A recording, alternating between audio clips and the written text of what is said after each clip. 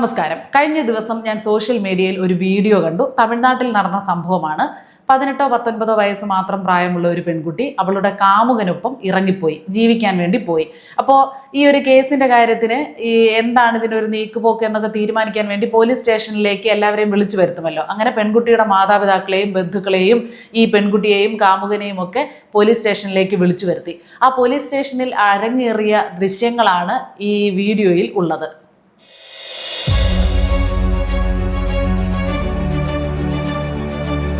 അതായത് ഈ പെൺകുട്ടിയുടെ കാലിൽ വീണ് ആ അച്ഛനും അമ്മയും വാവിട്ട് നിലവിളിക്കുകയാണ്.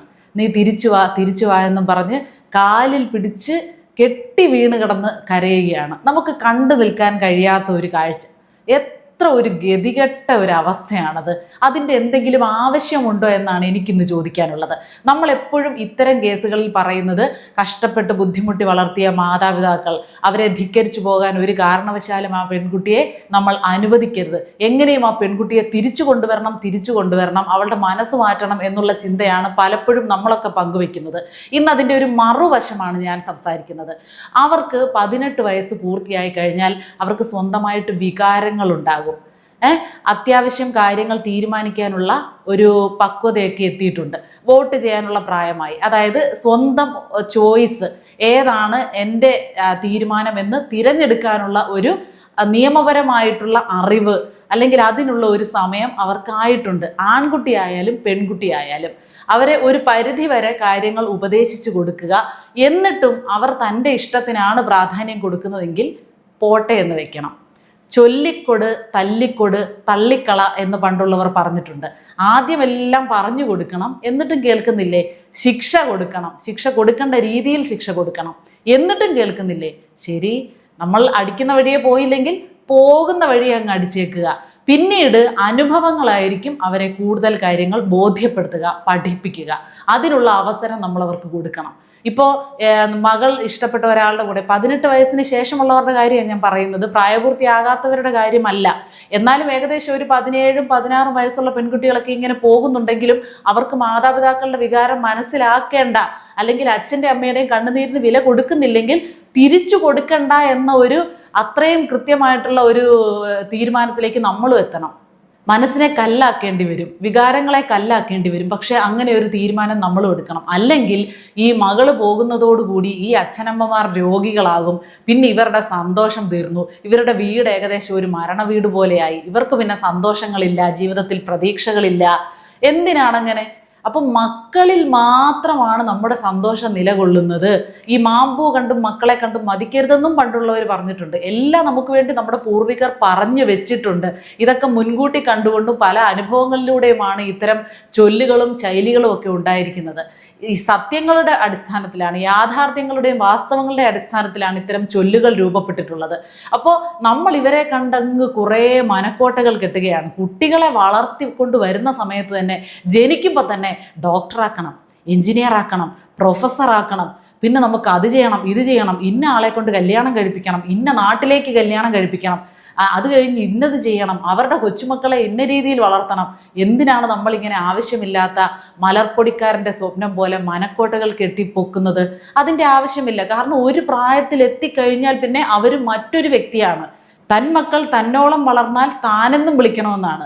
നമ്മുടെ മക്കൾ നമ്മളുടെ അത്രയും വളർന്നു കഴിഞ്ഞാൽ, അല്ലെങ്കിൽ അവർക്കൊരു പക്വതയും പ്രായപൂർത്തിയായി കഴിഞ്ഞാൽ അവരെ ഒരു പ്രത്യേക വ്യക്തിയായി നമ്മൾ കാണണം. നമ്മളെപ്പോലെ തന്നെ മറ്റൊരു മനുഷ്യനായിട്ട് കാണാൻ നമുക്ക് കഴിയണം. ഇനിയെങ്കിലും അതിന് കഴിഞ്ഞില്ലെങ്കിൽ മാതാപിതാക്കളൊക്കെ തകർന്നു പോകും. കാരണം കുട്ടികളുടെ വിവാഹമൊക്കെ ഒരു സ്വപ്നമായിട്ട് കൊണ്ട് നടക്കുന്ന മാതാപിതാക്കളുണ്ട്. ആഘോഷമായിട്ട് നടത്തണം, അത് ചെയ്യണം, ഇത് ചെയ്യണം, നാട്ടുകാരെ മുഴുവൻ വിളിച്ച് ആഹാരം കൊടുക്കണം എന്നൊക്കെ വിചാരിച്ച് നടക്കുന്ന മാതാപിതാക്കളുണ്ട്. പക്ഷേ ഈ വിവാഹം എന്ന ആശയത്തോട് മുഖം തിരിക്കുന്ന ഒരു വലിയ വിഭാഗം ഇവിടെ ഉണ്ട് യുവതലമുറയ്ക്കുള്ളിൽ. അത് നമ്മൾ മനസ്സിലാക്കണം. നമ്മുടെ കുട്ടിക്ക് ഇപ്പോൾ വിവാഹം എന്ന ആശയത്തിനോട് താല്പര്യമില്ല വളർന്നു വരുമ്പോൾ, നമ്മൾ എന്ത് ചെയ്യാനാണ്? കെട്ടിയിട്ട് വിവാഹം നടത്താൻ പറ്റുമോ? ഇല്ല. അവർക്ക് വിവാഹം കഴിക്കേണ്ട, ഒരു രജിസ്റ്റർ ചെയ്ത് അല്ലെങ്കിൽ ലിവിങ് ടുഗദറാണ് ഇഷ്ടം, അല്ലെങ്കിൽ ഇഷ്ടപ്പെട്ട ഒരാളുടെ കൂടെ കുറേ നാൾ കഴിയാനാണ് ആഗ്രഹം, കുറേ നാൾ കഴിഞ്ഞിട്ട് അത് വേണ്ടെന്ന് വെക്കാനാണ് ആഗ്രഹം. ഇതൊക്കെ അവരുടെ തീരുമാനങ്ങളാണ്. ഒരു പരിധി കഴിഞ്ഞാൽ പിന്നെ നമുക്കതിൽ ഇടപെടാനുള്ള അവകാശവുമില്ല, അതിൻ്റെ ആവശ്യവുമില്ല. മാതാപിതാക്കൾ ചിന്തിക്കേണ്ടത് നമുക്കായിട്ടൊരു ജീവിതമുണ്ട്, മക്കളെ ആശ്രയിച്ചല്ല. അല്ലെങ്കിൽ വേറെ എന്തിനെങ്കിലും ആശ്രയിച്ചല്ല നമ്മുടെ സന്തോഷം നിലനിൽക്കുന്നത്. മാതാപിതാക്കൾ എന്ന് ഒരുമിച്ച് പറയുമ്പോഴും ഈ മാതാവിനും പിതാവിനും അവരുടെ സെപ്പറേറ്റ് സന്തോഷങ്ങളും ഉണ്ട്. അവർക്ക് വ്യക്തിപരമായിട്ടുള്ള ആഗ്രഹങ്ങളും സ്വപ്നങ്ങളും സന്തോഷങ്ങളും ഉണ്ടായിരിക്കണം. മറ്റൊരു വ്യക്തിയെ ആശ്രയിച്ചാകരുത് ആ സ്വപ്നങ്ങളൊന്നും. ഞാൻ പറയുന്നത് മനസ്സിലാകുന്നില്ലേ? നമ്മുടെ സന്തോഷം മറ്റൊരു വ്യക്തിയെ ആശ്രയിച്ചാകരുത്. ഒരു യാത്ര പോവുക, അതിൽ നിന്ന് സന്തോഷം കണ്ടെത്തണം. അല്ലെങ്കിൽ ഇഷ്ടപ്പെട്ട ഒരു ഭക്ഷണം ഉണ്ടാക്കി കഴിക്കുക, അല്ലെങ്കിൽ പുറത്തു പോയി കഴിക്കുക, അല്ലെങ്കിൽ കുറേ സമയം കടൽ തീരത്ത് പോയിരുന്ന് ഒരു കാറ്റ് കൊള്ളുക, കുറച്ച് സമയം തനിച്ചിരിക്കുക, ഇഷ്ടമുള്ള ക്ഷേത്രങ്ങളിലോ പള്ളികളിലോ ഒക്കെ പോകുക, തീർത്ഥാടനങ്ങൾ നടത്തുക, അല്ലെങ്കിൽ നമുക്കിഷ്ടമുള്ള ഒരു പാട്ട് കേൾക്കുക, പുസ്തകം വായിക്കുക, നമ്മുടെ സുഹൃത്തുക്കളോടൊപ്പം സമയം ചെലവഴിക്കുക. ഇതൊക്കെ ഏത് പ്രായത്തിലും നമുക്ക് സന്തോഷം തരുന്ന കാര്യങ്ങളായിരിക്കണം. അല്ലെങ്കിൽ നമ്മളെ തന്നെ എപ്പോഴും നല്ല പ്രസൻറ്റബിൾ ആയിട്ട് വെക്കുക, എപ്പോഴും നല്ല ഒരുങ്ങിയൊക്കെ നടക്കുക. പുരുഷന്മാരാണെങ്കിലും സ്ത്രീകളാണെങ്കിലും എപ്പോഴും നല്ല ടിപ്പ് ടോപ്പായിട്ട് നടക്കുക. എൻ്റെ ജീവിതം തീർന്നു, നമ്മുടെ കാലം കഴിഞ്ഞു, ഇനി പിള്ളേരാണ് ജീവിക്കാനുള്ളത് എന്നുള്ള ഒരു തോന്നലുണ്ടല്ലോ, അതങ്ങ് മാറ്റണം എന്ന് പറഞ്ഞ് നമ്മൾ അവരുടെ എല്ലാം ആഗ്രഹങ്ങൾക്ക് വിപരീതമായിട്ട് എല്ലാവരെയും മോശമാക്കിക്കൊണ്ട് നമുക്ക് തോന്നിവാസം കാണിക്കണമെന്നല്ല ഞാൻ ഈ പറയുന്നത്. നമ്മുടെ നല്ല സന്തോഷങ്ങൾക്ക് വേണ്ടി അതായത് മറ്റൊരാളെ വേദനിപ്പിക്കാത്ത സന്തോഷങ്ങൾ അതെല്ലാവർക്കും ആകാം, ഏത് പ്രായത്തിലുമാകാം. അതൊക്കെ ആയിരിക്കണം നമ്മുടെ സന്തോഷങ്ങൾ, അതൊക്കെ ആയിരിക്കണം നമ്മുടെ തൃപ്തികൾ. അല്ലാതെ മക്കളെ കണ്ട് മതിച്ച് ജീവിക്കരുത്. നമ്മളിപ്പോൾ മക്കൾക്കെല്ലാം കൊടുക്കുന്നുണ്ടായിരിക്കാം, ആഹാരം കൊടുക്കുന്നുണ്ട്, വസ്ത്രം കൊടുക്കുന്നുണ്ട്, പഠിക്കാനുള്ള സൗകര്യങ്ങൾ കൊടുക്കുന്നുണ്ട്. എല്ലാം കൊടുക്കുമ്പോൾ അതൊരു ബിസിനസ്സിൽ നമ്മൾ എന്തോ ഇൻവെസ്റ്റ് ചെയ്യുന്നത് പോലെ അല്ല നമ്മൾ കരുതേണ്ടത്. ഞാൻ ഇത്ര ഇൻവെസ്റ്റ് ചെയ്തിട്ടുണ്ട്, എനിക്ക് തിരിച്ചു കിട്ടാൻ പോകുന്നത് ഇത്രയുമാണ് എന്നൊരു തോന്നൽ കുറേ പേരിലുണ്ട്. അതുകൊണ്ടാണ് ചില ഡയലോഗുകളൊക്കെ വരുന്നത്. 10 മാസം ഞാൻ ചുമന്ന് പ്രസവിച്ചതല്ലേ, നിനക്ക് വേണ്ടി എന്തുമാത്രം ഉറക്കം ഉളച്ചിട്ടുണ്ട്, എന്തുമാത്രം സ്ഥലങ്ങളിൽ അമ്പലങ്ങളിൽ പോയി നേർച്ചകൾ ചെയ്തിട്ടുണ്ട്, അല്ലെങ്കിൽ എന്തുമാത്രം ആശുപത്രിയിൽ ഞാൻ ചിലവിട്ടിട്ടുണ്ട്. കണക്കുകളൊക്കെ നിരത്തേണ്ടി വരുന്നത് അതുകൊണ്ടാണ്. നമ്മളെന്തോ തിരിച്ചു പ്രതീക്ഷിച്ചാണ് ഇതൊക്കെ ചെയ്യുന്നത്. അല്ല, നമ്മൾ മക്കളെ ജനിപ്പിച്ചു, അവരാവശ്യപ്പെട്ടിട്ടല്ല ജനിപ്പിച്ചത്. അപ്പോൾ അവർക്ക് വേണ്ടിയുള്ള പ്രായപൂർത്തിയാകുന്നത് വരെ, അവർ സ്വന്തം കാലിൽ നിൽക്കാറാകുന്നത് വരെ, അവരുടെ പഠനം കഴിയുന്നത് വരെ അവർക്ക് ആഹാരവും വസ്ത്രവും സാഹചര്യവും ഒക്കെ, ജീവിത സാഹചര്യവും ഒക്കെ കൊടുക്കേണ്ട ഒരു ബാധ്യത നമ്മൾക്കുണ്ട്. അവരെ ജനിപ്പിച്ചത് നമ്മളായതുകൊണ്ട് ആ ഒരു കടമ നമുക്ക് നിർവഹിച്ചേ പറ്റൂ. അതിനുശേഷം എല്ലാ കാലവും മക്കളെ അങ്ങ് ഭരിക്കാം, അല്ലെങ്കിൽ മക്കളുടെ കാര്യങ്ങൾ അങ്ങ് തീരുമാനിക്കാം എന്ന് വിചാരിക്കരുത്. കുഞ്ഞിലെ അവരുടെ ഉടുപ്പുകളൊക്കെ നമ്മൾ സെലക്ട് ചെയ്ത് കൊടുക്കുന്നതാണ് അല്ലേ? ഒരു പ്രായം കഴിഞ്ഞാൽ നമ്മൾ എടുത്ത് കൊടുക്കുന്ന ഉടുപ്പ് അവർക്ക് ഇഷ്ടപ്പെടുമോ? അവർക്ക് അവരുടേതായിട്ടുള്ള ഇഷ്ടങ്ങൾ ഉണ്ടായി, രൂപപ്പെട്ടു. നമ്മളൊക്കെ അങ്ങനെ അല്ലായിരുന്നോ?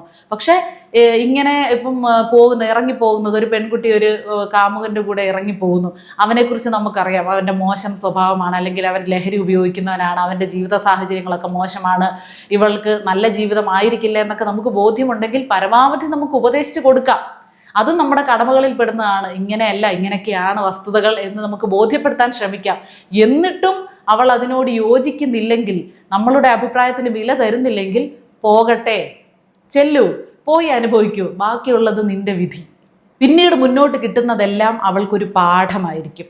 അവൾ ഓരോ നിമിഷവും ചിന്തിക്കും, എൻ്റെ അച്ഛനും അമ്മയും പറഞ്ഞത് ശരിയായിരുന്നു, അല്ലെങ്കിൽ ഇതായിരുന്നോ ജീവിതം, ഇത്രയും നാൾ കണ്ടതല്ല. പെട്ടെന്ന് ഒരുത്തനെ കണ്ട് അവനെ ഇഷ്ടപ്പെടുമ്പോഴൊക്കെ മനസ്സിലൊരു സിനിമാറ്റിക് ജീവിതമാണ് ഇവരിങ്ങനെ സങ്കല്പിച്ചു കൂട്ടുന്നത്. ഇങ്ങനെയൊക്കെ ആയിരിക്കും, ആടിപ്പാടി നടക്കാം, എന്നിട്ട് നല്ല രീതിയിൽ ജീവിക്കാം, സിനിമയൊക്കെ ഒന്നിച്ചിരുന്ന് കാണാം, ഒരു കുഞ്ഞാകും, കുഞ്ഞായിട്ടുള്ള ജീവിതമൊക്കെ ഭയങ്കര രസമാണ്.